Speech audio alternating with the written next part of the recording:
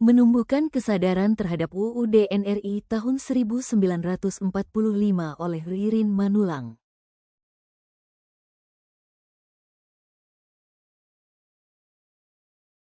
Pokok-pokok pembahasan. 1. Pengertian dan kedudukan UUD NRI tahun 1945. 2.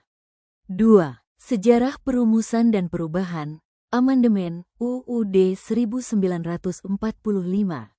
3. Sistem pemerintahan menurut UUD 1945. 4. Hak dan kewajiban konstitusional warga negara.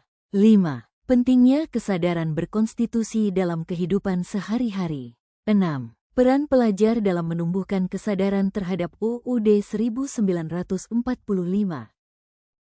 Apa itu UUD NRI tahun 1945? UUD NRI tahun 1945 adalah hukum dasar tertulis yang menjadi dasar penyelenggaraan negara Indonesia. UUD 1945 memuat aturan pokok tentang sistem pemerintahan, lembaga negara, hak dan kewajiban warga negara, serta dasar hubungan antara pemerintah dengan rakyat. UUD 1945 memiliki kedudukan tertinggi dalam hierarki peraturan perundang-undangan Indonesia, sehingga seluruh undang-undang, peraturan pemerintah, dan aturan lainnya harus sesuai dan tidak boleh bertentangan dengan UUD. Sejarah perumusan dan perubahan amandemen UUD 1945. UUD 1945 dirumuskan oleh BPUPKI dan kemudian disahkan oleh PPKI pada tanggal 18 Agustus tahun 1945. Proses perumusannya melibatkan tokoh penting seperti Ir. Soekarno, Moh, Hatta, dan para anggota BPUPKI lainnya.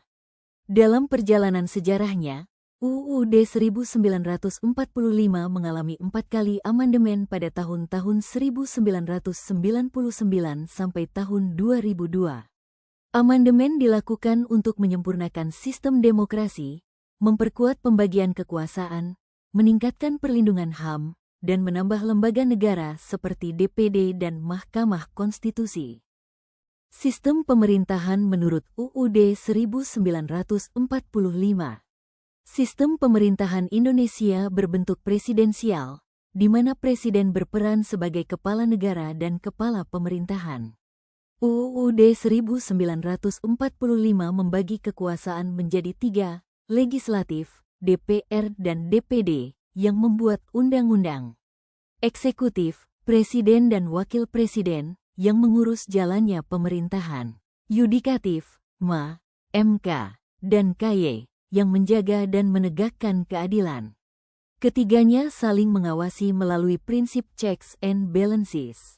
Hak dan kewajiban konstitusional warga negara. UUD 1945 memuat beragam hak warga negara, seperti hak pendidikan, hak perlindungan hukum, hak berserikat, hak bekerja, dan hak atas rasa aman.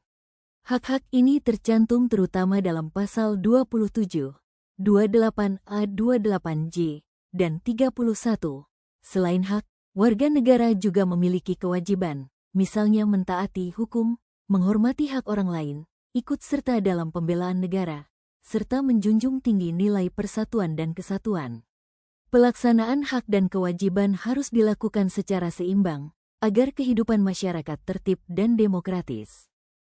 Pentingnya kesadaran berkonstitusi dalam kehidupan sehari-hari.